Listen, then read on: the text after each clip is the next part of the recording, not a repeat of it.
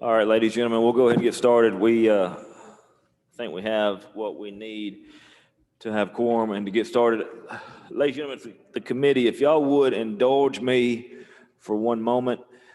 Today is February the 1st. It is my baby boy's birthday, and I've been told that he is watching this, so I wanted to tell him happy birthday. It is my baby boy Baker's 8th birthday, so I wanted to tell him happy birthday. I'm proud of you, and I love you, and I'll be home soon. With that said, I'm going to recognize a gentleman. I'm going to recognize a gentleman from Jefferson, Mr. Harness, for the first bill that we're going to take up, House Bill 1249.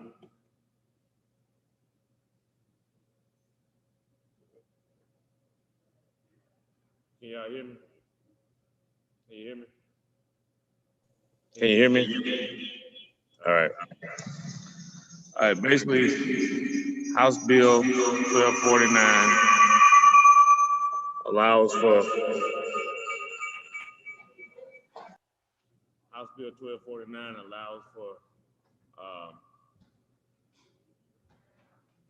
what's that?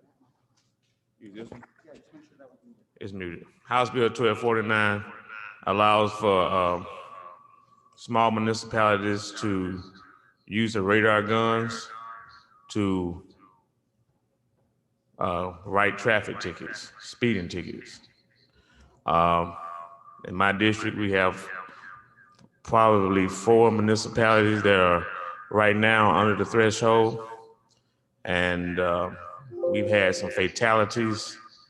We have a problem with speeding. It's very dangerous, and we need the ability to prosecute those who break the law and speed. Right now, they're under a reckless driving. It's the only thing they can really charge anybody with. It's hard to prove. And for the safety of the citizens in small rural towns all across Mississippi, I think this statute needs to be enacted. Any questions? All right, any questions for the gentleman? I don't see any. Gentlemen, what is your motion? Title sufficient to pass. All right. Anyone opposed? Okay, C1. All right, motion passes. Gentleman from Rankin, motion to reconsider. Gentleman from Tippah, motion to reconsider. That one is gone. Next one I'm going to recognize is the lady from Lowndes. Lady, if you would handle House Bill 581.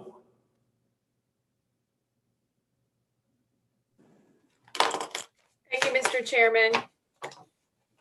Mr. Chairman and ladies and gentlemen of the committee, this bill is the Sexual Assault Response for College Students Act.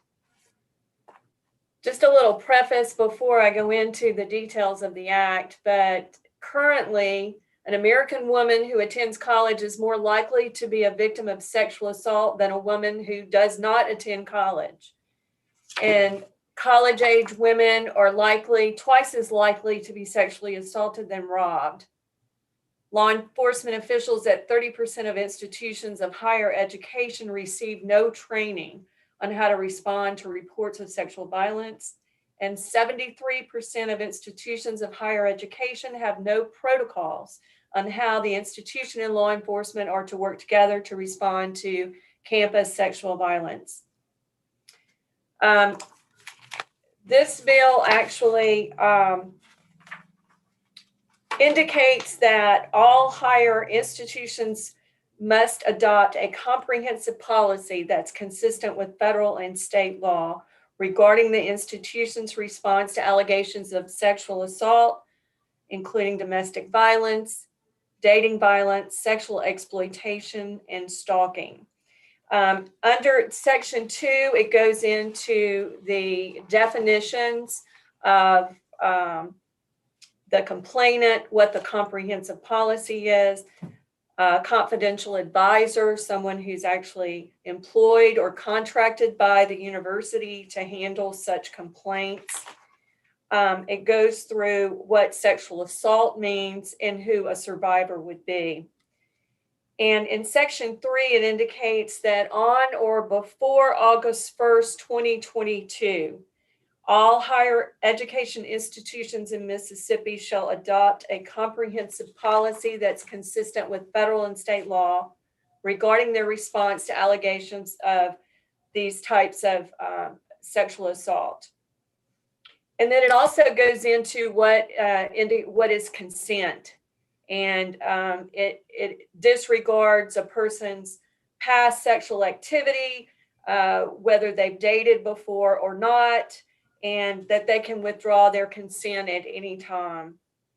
And it also indicates that down at the bottom at line 96, it starts with 4 circumstances in which a person cannot consent to sexual activity, and that is if they're incapacitated by alcohol or drugs, they're unconscious or asleep, they're under the applicable age of consent, and they're incapacitated because of a mental disability.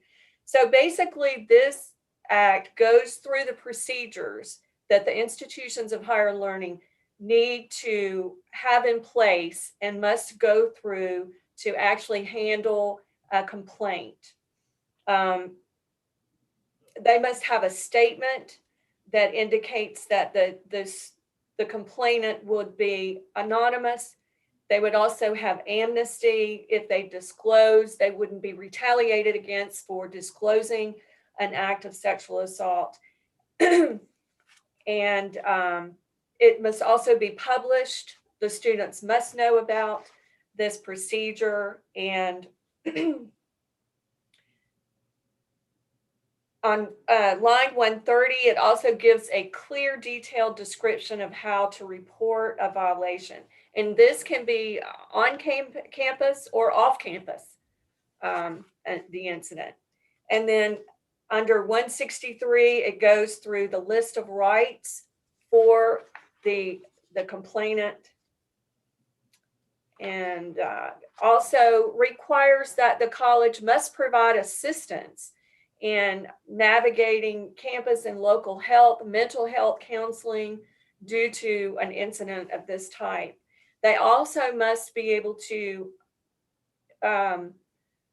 provide interim protective measures for a victim, such as moving them to a different dorm or something to that effect. So section 4, line 200, gives the deadline August 1st, 2022, in which each institution should have this policy in place and should provide contact information for those employees of the university or contract employees that are handling this procedure. And they must also train all employees, student employees, and persons with a supervising authority how to assist anyone that has this need. Goes into a little more detail about hearings and proceedings to investigate the complaint. And then section 8, next to the last section, indicates that the act shall apply only to the extent that it's not preempted by or in conflict with federal law. And Mr. Chairman, that's my explanation of the bill. Are there any questions to the lady? All right, gentleman from Pike, I see a hand. Thank you, Mr. Chair. Yes, I was curious. Didn't we pass this bill out of committee last year, or did it come before the committee last year?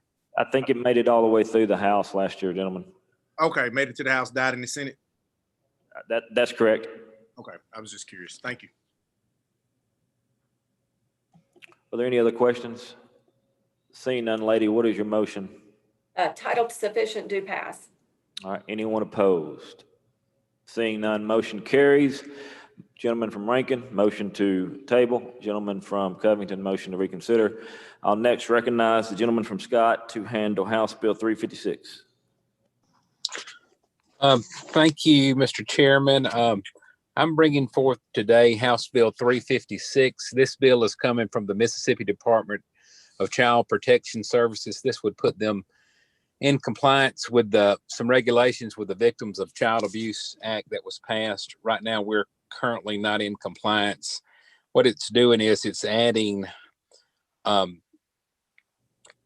certain people, like with the statute too, from like the medical doctor and the forensics examination. It gives them immunity, kind of like we're already giving immunity to some of the other people that are in the statutes. If we don't do this, this is going to cost the state roughly around $4 million a year from funding from that. So my motion is title sufficient to pass. Thank you, gentlemen. Are there any questions for the gentleman? I don't see any. The gentleman from Scott, what's your motion? Title sufficient to pass. I'm sorry, yes. Any opposed? Seeing none, motion carries. Gentleman from Rankin, motion to reconsider. Lady from Lowndes, motion to table. All right, the next ones, I'm gonna move on to House Bill 1323. This is the Speaker's bill. It goes with his ongoing theme with human trafficking. Basically, and this is all the bill does, is it exempts the Human Trafficking Task Force or any meetings that have to do about human trafficking from the Open Meetings Act. The reasoning, and I believe is sound, is they're very sensitive materials. They're very sensitive things that come up with victims that are discussed in those meetings, and we just want to keep those from being disclosed to the public. And that is an explanation of the bill. Are there any questions? Seeing none, my motion is title sufficient to pass. Any opposed? Seeing none, that passes. Motion to reconsider. Gentleman from Rankin, motion to table. Gentleman from Scott. Next one is the Mississippi Warrants Task Force. Again, this is House Bill 1328. I'll call that up. There has been a move. Again, this is a Speaker's bill. There's been a move about no-knock warrants. And the purpose of this bill is to study this warrant process in Mississippi. So we're developing a task force made up of different individuals to determine, the need for warrants, the need for no-knocks, and to just look at the overall system that we're doing. So we're developing a task force. Members of that include Executive Director, Police Chief, prosecutors, Sheriff Association, Office of Public Defenders, someone from the House, somebody appointed from the Lieutenant Governor, someone from the Commissioner of Department of Public Safety. And the duties of the commission or the task force is to study how warrants are issued, study all the entities who are authorized to issue those warrants, provide all documented circumstances in which warrants are issued in the state, study the number of injuries, if any, that occurred, create standards for issuing these, and make recommendations regarding procedures to the Mississippi Legislature. So that is an explanation of that bill. Are there any questions? Use your mic, yeah.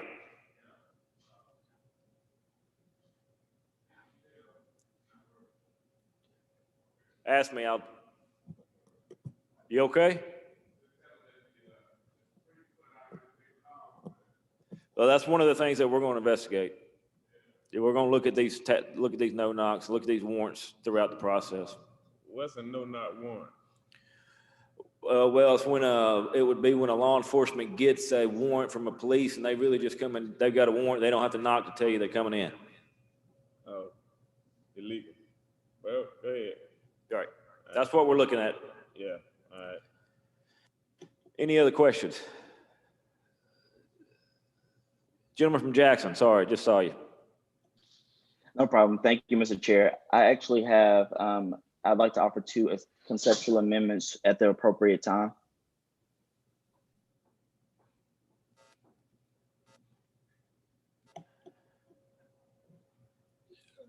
What would, if I recognized you, what would those amendments be? I would like for us to include in this bill that the task force also look at the racial disparities that exist regarding the execution of the warrants, as well as to include in their report. I see that they're going to be reporting to the Speaker and the Lieutenant Governor to also include the racial breakdown by the method of execution of each warrant. Gentlemen, I'm not going to recognize you for the amendment, but I am going to ask you to come see me and let's talk about that. I understand what you're trying to do, but let's get this on the calendar. Come see me. We'll talk about it. Okay, thank you, Mr. Chair. Any other questions? All right, motion is title sufficient, do pass. Any opposed? Seeing none, motion carries. Motion to reconsider, gentleman from Rankin. Motion to table, gentleman from Covington. All right, hold on one second.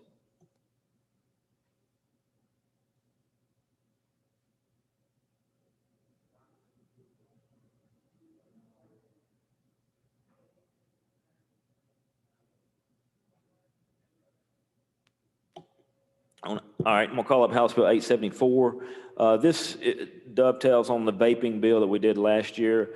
It's a combination of 874 and 875 this year, but I just merged them into the same bill, so we didn't have two bills.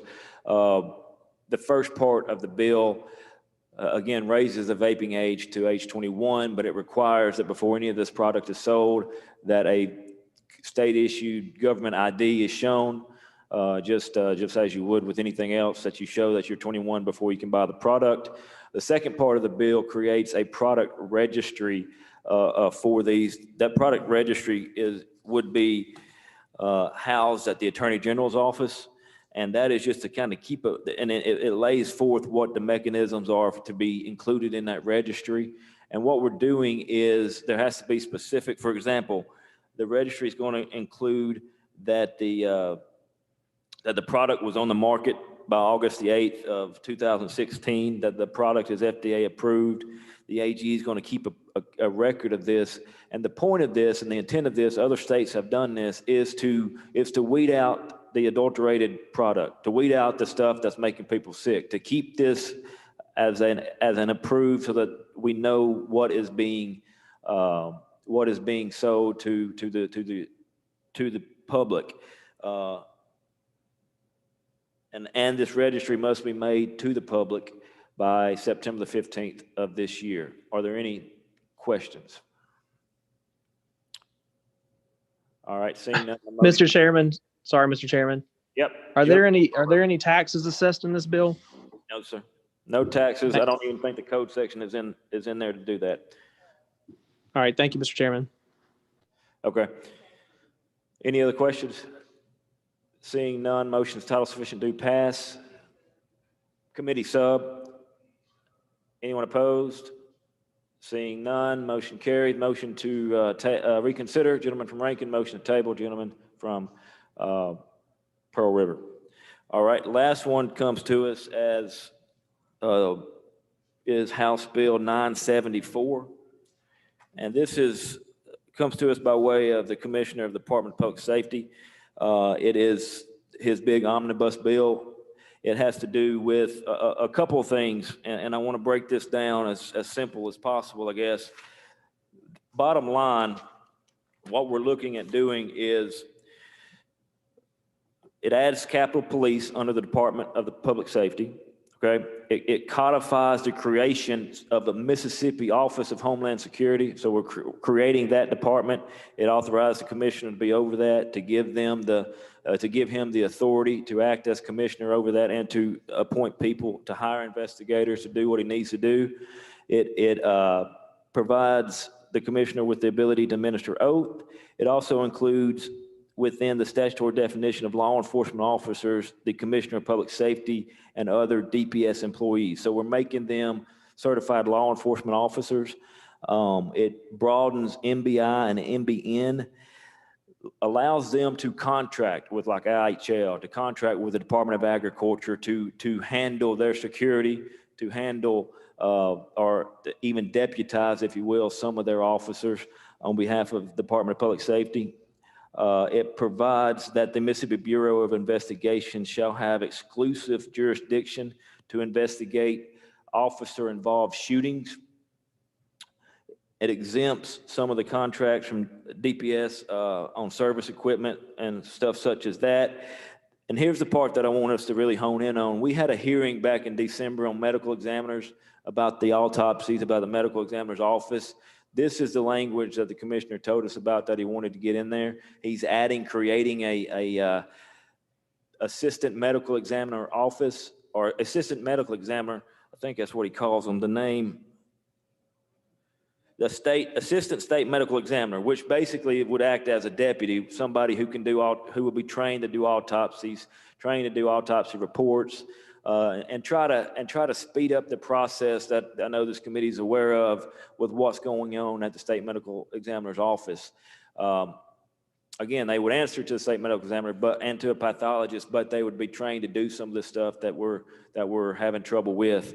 And the last part of it is the trooper school.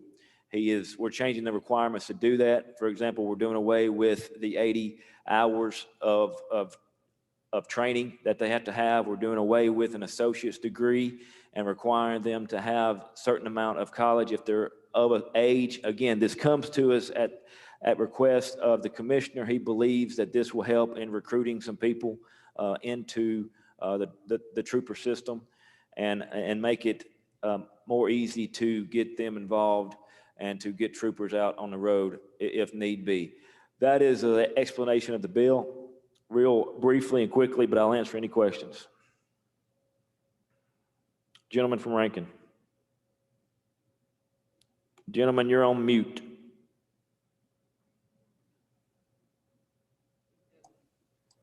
I have an amendment at the proper time to put a reverse repealer in it. Okay, I'm okay with that. We can do that and look at it through the system. Okay, thank you. All those, but lady from Pearl River, is this a question on the amendment? No, on the bill. Let's vote on the amendment first, and then we'll get to the question. Is that okay? Sure. Okay, all those in favor of the putting in a reverse repealer? All right, any opposed? The amendment passes. Lady, yes, your question. Is the highway patrol, are they okay with the change in the criteria for the officers for the school? They wanted some hours in there, and I'm okay with working that through the system, maybe giving them a little bit. But to answer your question, I think that was their biggest contingency, was the hours of the school, the 80 hours. To my recollection, that's the only thing. And I'm okay requiring some hours, but at this point, the commissioner feels like it's better for the system, for the commissioner to have a little bit of authority on whether it's going to be more or even less hours, okay? I'm just concerned with the quality of candidates by lowering the requirements. I think we need to really, discuss that as we move forward. Thank you, sir. Thank you. Thank you. Any further questions? Okay, motion is title sufficient, do pass as amended. Any opposed? Seeing none, motion carries. Gentleman from Rankin, motion to reconsider. Lady from Lowndes, motion to table. And ladies and gentlemen, thank you. That concludes this committee. I appreciate your hard work, and we will move forward with these bills, and I'll see y'all when we get the Senate bills. Thank you, guys.